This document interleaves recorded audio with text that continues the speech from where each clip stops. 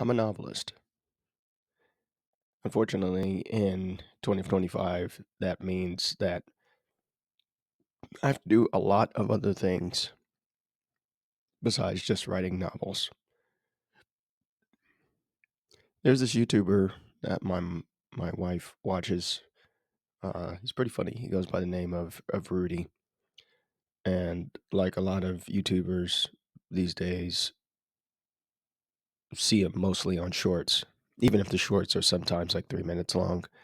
Um, but My wife watches a lot of YouTube stuff that I just can't get into. It's just a specific type of humor that, it's one of those you need cultural context to really enjoy it. I don't enjoy it as much as she does sometimes, but this particular YouTuber, anytime she puts him on, I'm like, I stop. I usually wash dishes right after. This is when my wife typically watches YouTube. It's like the only time she has during the day after we've eaten dinner, and she's just kind of whatever, just relaxing. I'm washing dishes, but I stop mid dish every time. Uh, this guy comes out with a video, which, like a lot of YouTubers these days, is pretty much daily, at least during the week. So this guy's funny. He's a comedy channel. There's this brand of of humor that is pretty popular on YouTube. It's basically when a person basically does their version of a one man, one woman show. They play different characters and they uh yeah, it's funny to see them kind of change roles and they'll, they're basically acting, but it's not meant to be a serious dramatic performance. It's meant to be comedic most of the time. And this guy is like the king of it. His timing is so good. His characters are hilarious, super differentiated. Um and yeah, he's just a really funny guy. Rudy, look him up. He does this thing like Arab dad where he'll dress up as like this stereotypical Arab dad, and I don't know any Arab dads, so I don't know how true to form it is, but it's funny as hell. The other just last night, he put on one of his videos, and he was like, "So somebody asked me to be in their music video," and then just cut to this I don't know 30-second clip of him shredding it up on guitar with um, another person who's not a YouTuber, or at least I hadn't seen him on YouTube. And I was like, this guy has figured it out. He's probably one of the few YouTubers that I've seen that if I sat down and had a conversation with this guy, he would know exactly, we would be able to relate to so many things. Because his primary goal, you can tell, is to get people to listen to his music. He's a musician, and he's done several videos that aren't like the skit variety, but to where he's like kind of poking fun and like, oh, uh this is like uh, Arab drum and bass music, and then he's like kind of poking fun at it. This is like a country song or something, and he's playing guitar. He can obviously sing. He can obviously produce, and you can tell he's a musician first. He was probably a musician, but he's like, how the hell am I going to get people to listen to my music or to even care that I'm a musician? Well, there's this thing called YouTube Shorts, and the easiest way to get the fastest way to get watches is to have a comedy channel. I think that is probably the fastest way. Um, it's something that I've thought about too, but I don't like writing I like comedic beats, but I don't like writing comedy.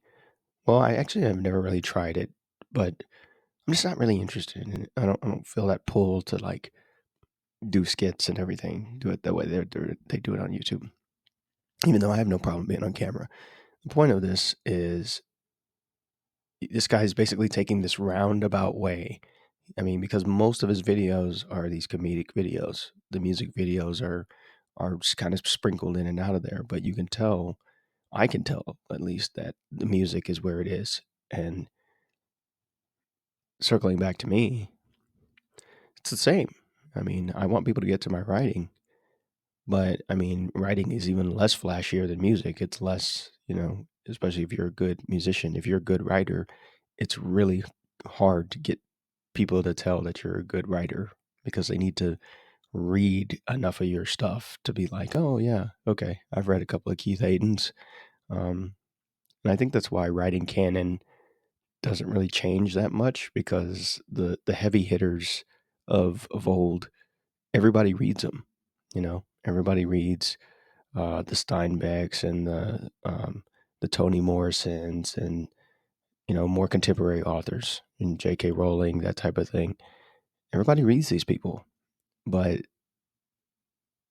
because people generally read less these days, they're not so adventurous in their reading because they don't read as much.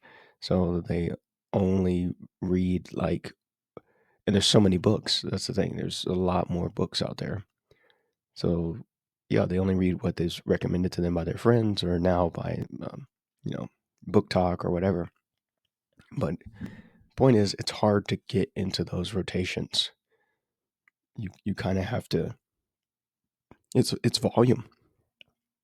It's volume, and of course, it's a certain level of quality. If your stuff is good at a high enough volume, then you will get recognized eventually. But you have to keep putting out the volume, and that's where I'm at. I mean, yesterday I spent probably 5 hours, close to 5 hours. Is probably not straight, but I mean, pretty continuously writing a poem. I wrote a poem, did my first poem exercise, and then the next few hours after the poem, maybe it took me maybe 30, 45 minutes to finish the poem. But then the rest of those hours were spent making graphics, making videos, doing audio, basically distribution.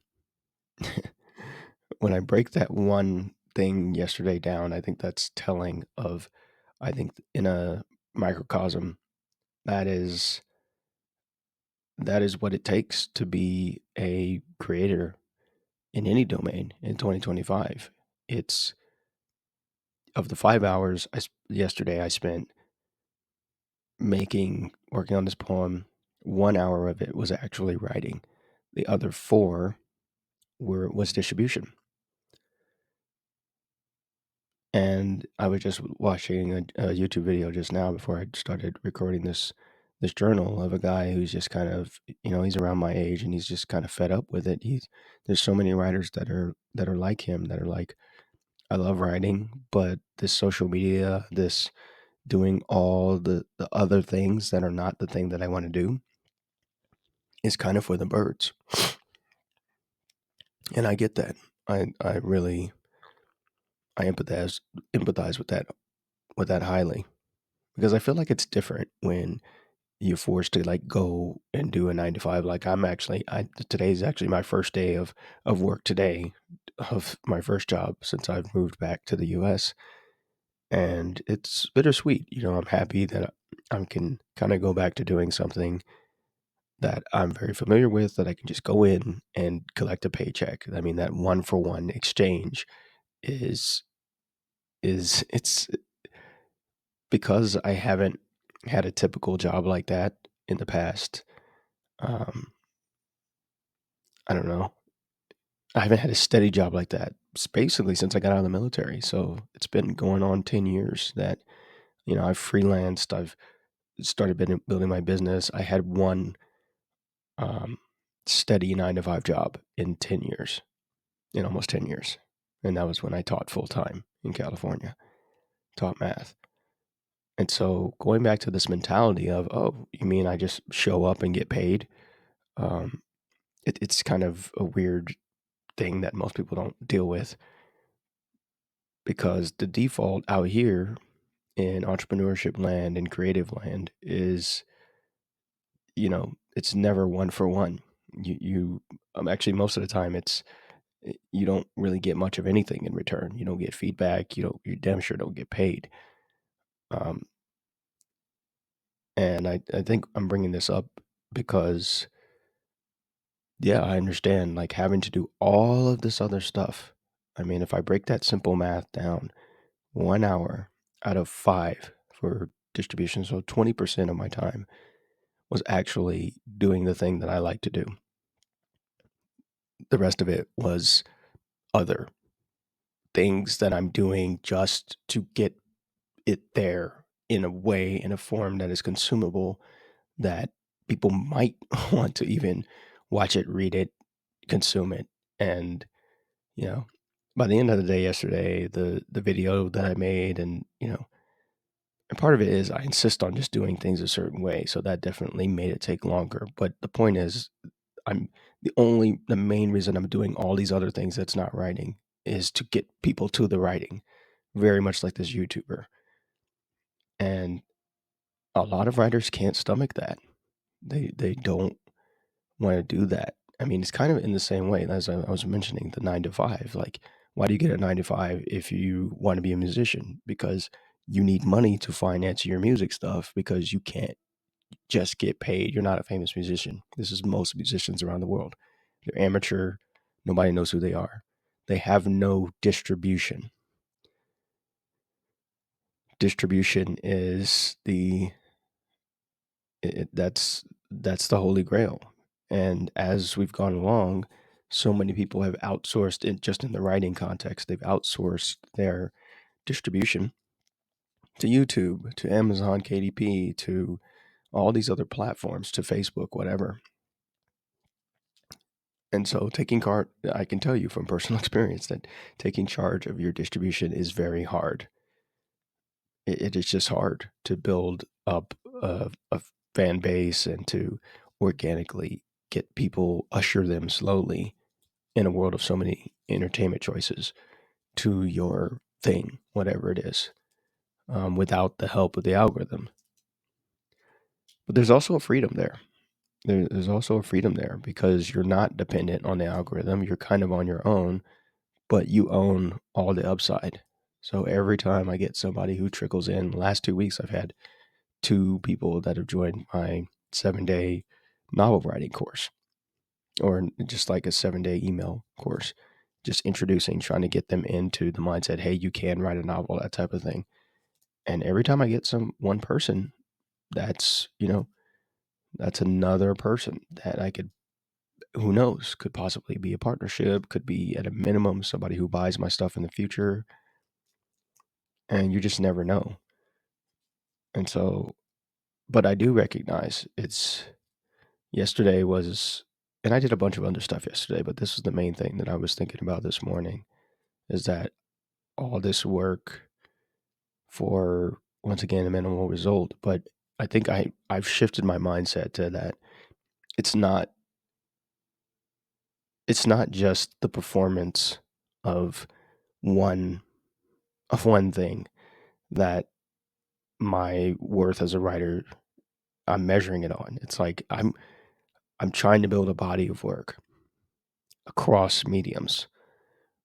The writing is the main thing, but all of these other things, these incidentals, I think yesterday was one of the first days that I stopped treating those things as incidentals. Like, okay, I just gotta make this song. I just gotta make this video. I just gotta do that. It's like when you slow down for each of these things and you realize, you can enjoy these parts of the process and that they are a part of your creative process, then I feel like that makes it a little bit easier to accept that you have to do this if you want to get people to the main thing. Probably much like um, that YouTuber.